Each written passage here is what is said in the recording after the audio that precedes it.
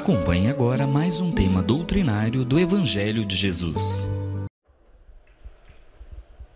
Boa noite, meus irmãos, minhas irmãs. Que a paz de Jesus continue entre todos nós. Bem, hoje nós vimos pela leitura, nós vamos falar sobre escândalos. Nessa expressão dita por Jesus: se tua mão é motivo de escândalo, cortai-a. Nós ouvimos a leitura desse trecho do Evangelho de Mateus, que se encontra nos capítulos, ou nesse capítulo 8º do Evangelho segundo o Espiritismo. Vimos que Jesus, com referência ao escândalo, citou frases vigorosas, duras. Isso significa o quanto que o escândalo é um obstáculo para a nossa evolução moral e espiritual. As mesmas palavras vigorosas de Cristo sobre o escândalo, que para muitos representa um absurdo, uma perfeita contradição, uma profunda contradição contra os ensinamentos que o próprio Mestre nos transmite a respeito do amor e da caridade. Ao usar dessas palavras vigorosas, Jesus não praticou nenhum absurdo. Ele apenas usou dessas palavras para poder expressar realmente o quanto prejudica os escândalos no progresso da própria humanidade. E nós vamos verificar que perante a lei de causa e efeito, que se cumpre através das reencarnações sucessivas, o quanto sofre, o quanto será punido as pessoas responsáveis pelos escândalos que praticam, com o mesmo vigor que se verifica no conteúdo das palavras usadas por Jesus. Isso não é para nos trazer temor algum, mas simplesmente porque a realidade é essa. E nós vemos que mesmo assim, a humanidade encontra-se permanentemente mergulhadas em escândalos, que esses sim são absurdos perante o bem-estar, a felicidade, o bem-estar material e a felicidade da própria humanidade. E nessa lição do Evangelho de hoje, Kardec nos apresenta dois aspectos, vamos dizer assim, duas classificações sobre o escândalo, ou a respeito do escândalo. Primeiro, ele se refere ao escândalo no seu sentido, na sua acepção vulgar.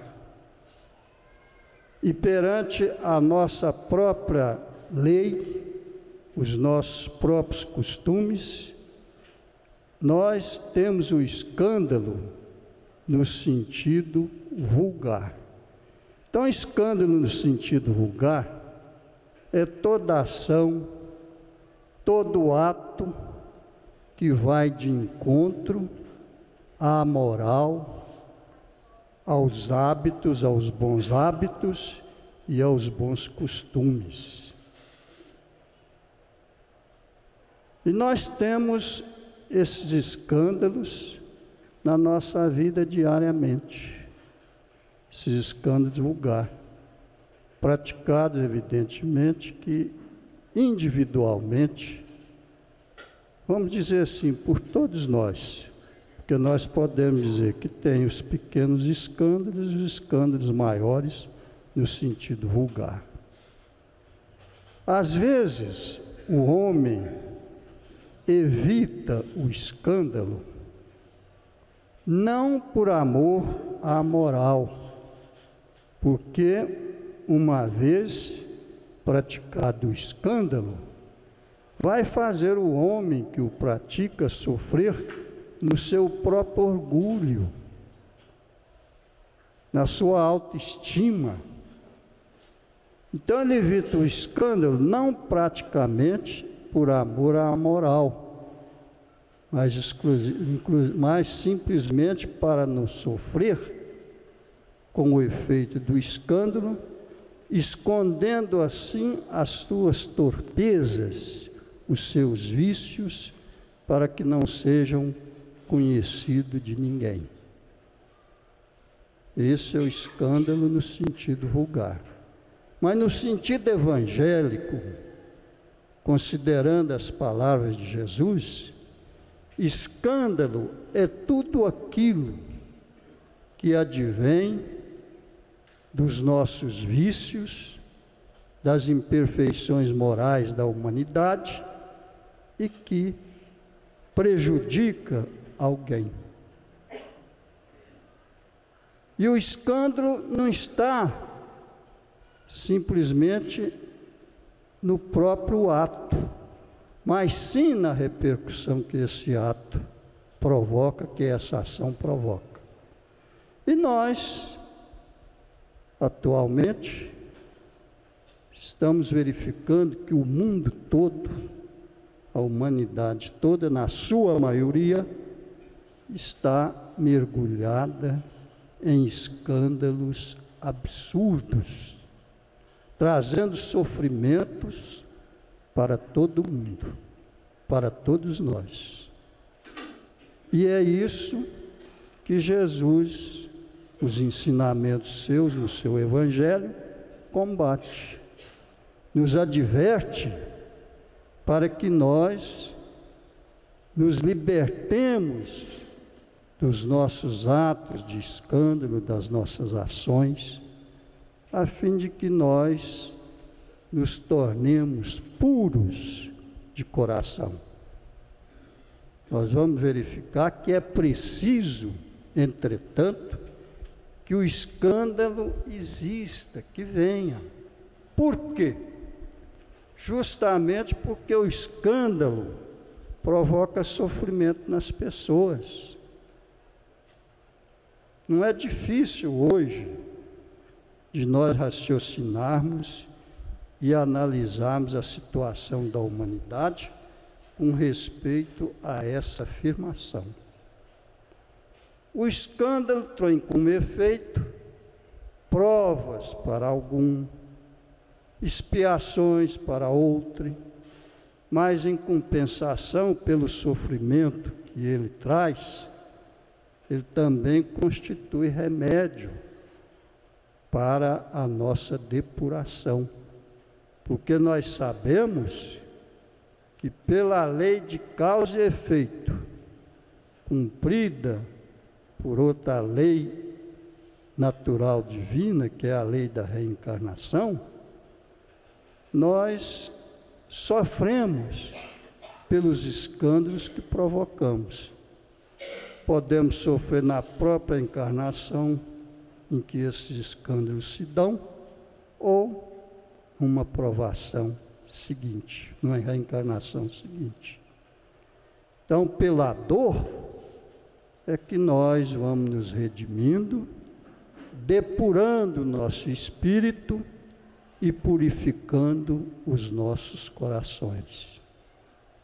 Nós verificamos, portanto, que a dor pela qual a humanidade está passando hoje é justamente em decorrência do acúmulo dos escândalos dos conflitos provocados pelos escândalos que vêm se acumulando milenarmente entre nós. Então, para que a humanidade encontre felicidade, é preciso que cada um de nós, que compomos essa humanidade, um planeta de expiações e provas, onde o mal predomina sobre o bem, nos esforcemos, cada um se esforce, para resolver os seus conflitos dentro dos ensinamentos do Evangelho de Jesus, que é o roteiro de uma moral elevada, que nos traça uma diretriz firme, retilínea, vertical, para a conquista da felicidade que cada um almeja. Nós vamos verificar a respeito do assunto o que diz André Luiz no livro Vivendo o Evangelho, ao interpretar justamente esses itens do Evangelho segundo o Espiritismo. Ele diz: mágoa, lascívia, que é luxúria, né? Vingança, inveja, ódio, orgulho, egoísmo, melindre, mesquinhez, leviandade, mentira, comodismo, irritação, agressividade, indiferença, esperteza, desonestidade, prepotência, rancor, vaidade. Nenhuma dessas situações, diz ele, constitui escândalo na acepção comum da palavra, ou seja, na acepção vulgar da palavra. Esses vícios, na acepção vulgar da palavra, não constituem escândalo, quando apreciados individualmente em cada uma das pessoas, né? Entretanto, no sentido evangélico, são ramos perturbadores na árvore do espírito, cuja única solução, sem margem de dúvida, é a tesoura do esforço e a poda da renovação. A tesoura do esforço que nós fazemos para nos libertar desses vícios, defeitos aos quais ele se refere, através da renovação. E a doutrina espírita acrescenta, através da transformação íntima de cada um pela prática do bem. É evidente que nós não compreendemos ainda perfeitamente a programação da providência divina para conosco, para a humanidade. Não é simplesmente para que nós depuremos os nossos corações que nós devemos nos libertar de todos os vícios, de todas as propensões que nos levam ao escândalo. Há um objetivo maior, um objetivo remoto, que nós podemos passar a analisá-lo, a apreciá-lo, a partir da figura da criação do Éden, do paraíso perdido.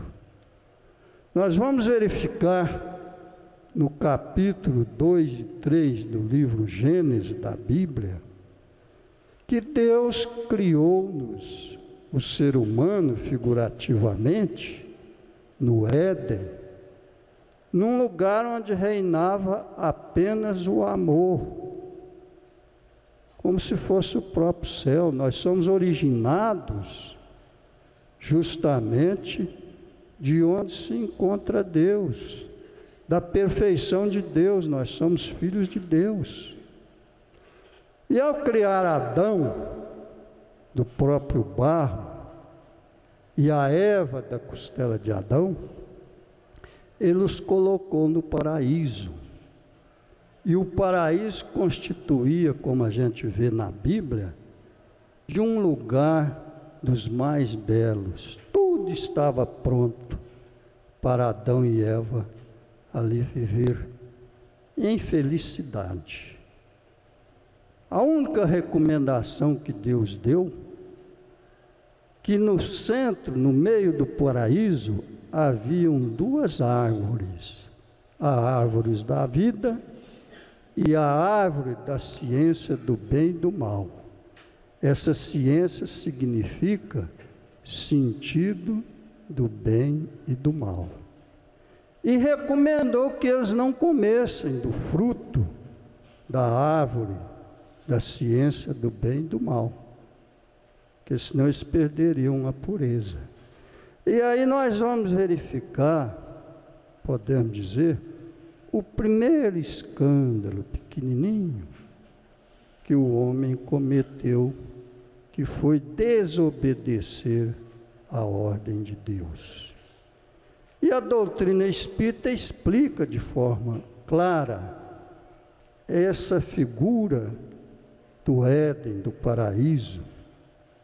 E justamente foi no momento em que o ser humano, como espírito inteligente e racional, tomou conhecimento do bem e do mal, sendo-lhe dado livre-arbítrio para fazer as suas escolhas com responsabilidade.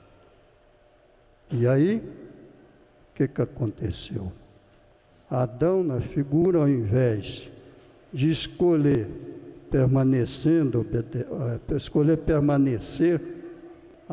obedecendo à ordem de Deus, preferiu ouvir a voz da serpente, que levou Eva a comer do fruto proibido e oferecer também a Adão. Deus então amaldiçoou ambos, expulsou-os do paraíso, ainda amaldiçoando Eva, diz que ela iria viver com todo sacrifício, completa submissão a Adão, e teria os partos em dores profundas. E Adão teria de comer o fruto de sobreviver com o suor do próprio rosto. Mas Deus não abandonou a humanidade partindo dessa figura do paraíso perdido em momento algum. Ele sempre está nos enviando emissários em todas as épocas, entre todos os povos do mundo, entre todas as nações, emissários que nos traçam diretrizes de ordem moral, para que nós estejamos sempre evoluindo no sentido da perfeição. E nós vamos verificar que esse projeto de Deus para com a humanidade está lá na afirmação que Jesus faz, justamente no capítulo 5 do Evangelho de Mateus, onde está registrado o início do Sermão da Montanha, em que Jesus recomenda a todos nós para que amemos os nossos inimigos, fazemos o bem aos que nos perseguem e oramos pelos que fazendo bem aos que nos odeiam e orando aos que nos perseguem e caluniam.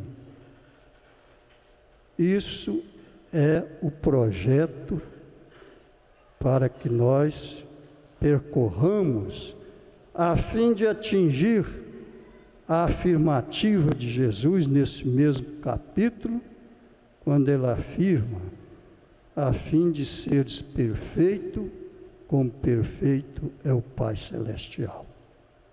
Então, o objetivo remoto, mais avançado, extremo, para nós, onde nós vamos encontrar a felicidade absoluta, é justamente nos tornando perfeitos, como perfeito é o Pai Celestial. Evidente que essa perfeição é relativa perante a perfeição absoluta de Deus, porque a criatura nunca que será tão perfeita quanto o Criador. E é fácil nós entendermos esse programa, esse trajeto evolutivo nosso. Se nós somos filhos de Deus, o que é que o filho herda do Pai? O filho é o herdeiro do Pai. Entre nós aqui, encarnados, nós sabemos que o filho herda do Pai as propriedades, as qualidades morais, com exceções, às vezes, as qualidades inferiores ou superiores. Mas, mesmo assim, cada um é responsável pelos atos que pratica, pelas escolhas que fazem. Mas, como filhos de Deus, nós temos de herdar dele justamente os atributos que Deus tem como a suprema inteligência do universo e a causa primária de todas as coisas, sendo ele o amor absoluto, a justiça incondicional e que, portanto, respeitando o nosso livre-arbítrio, ele nos impõe essa programação para que, através do nosso esforço individual, nós façamos essa trajetória vertical em rumo da perfeição, nos libertando dos nossos vícios, das nossas más tendências, enfim, de tudo aquilo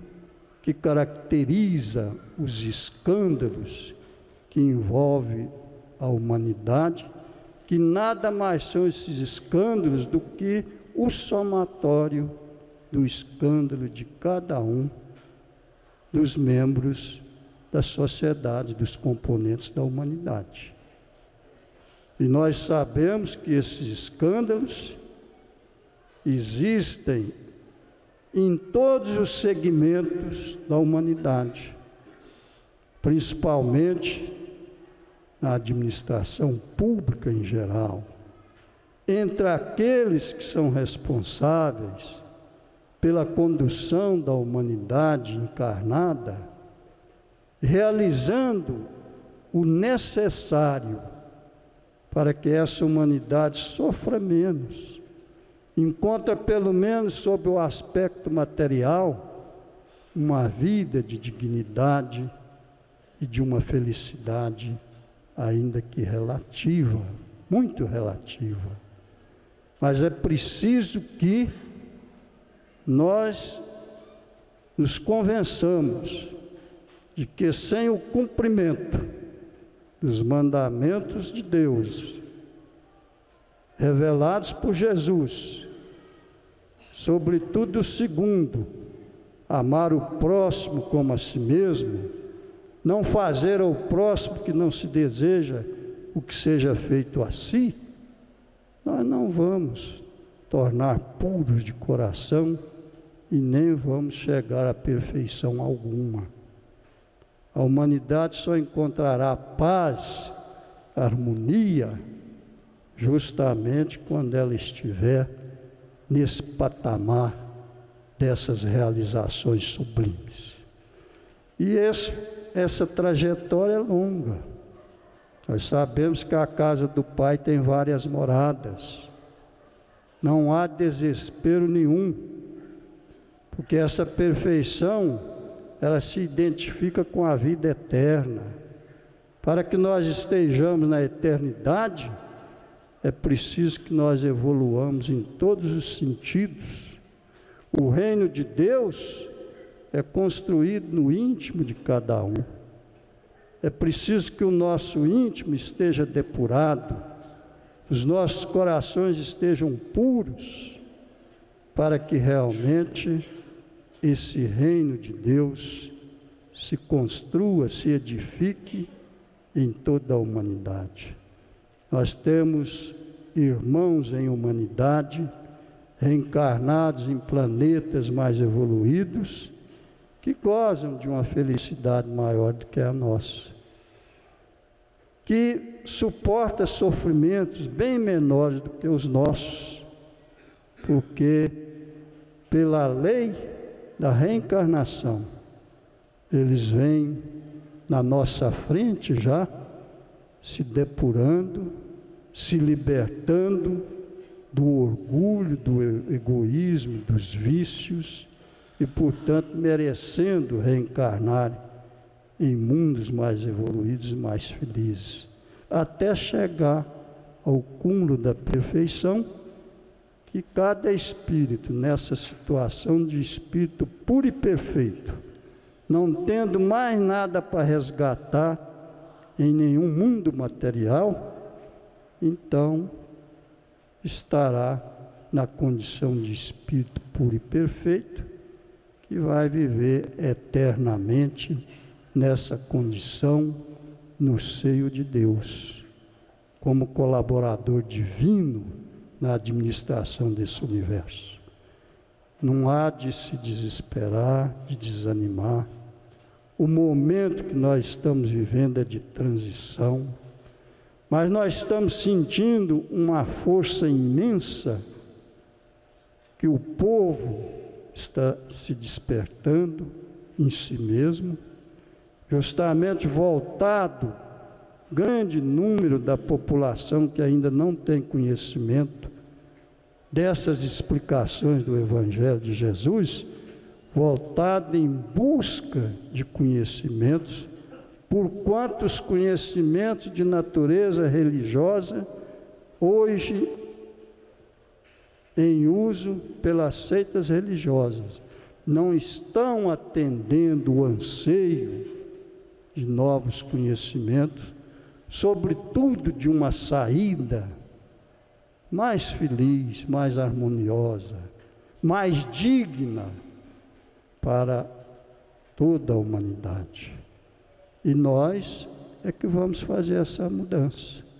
Cada um de nós, à medida que se vai despertando para essas grandes verdades, porque a verdade que todo mundo procura, segundo a informação dos espíritos, é justamente os desconhecimentos que nós temos das coisas espirituais, da realidade espiritual, que está ligada à vida eterna. Embora como encarnados aqui também, nós estamos fazendo parte da vida eterna, porque o espírito é imortal. Que morre é apenas o corpo físico. Nós teremos outras chances de reencarnar para reiniciar aonde nós terminamos na última encarnação, buscando sempre a nossa perfeição. Que Jesus continue nos amparando e nos protegendo sempre.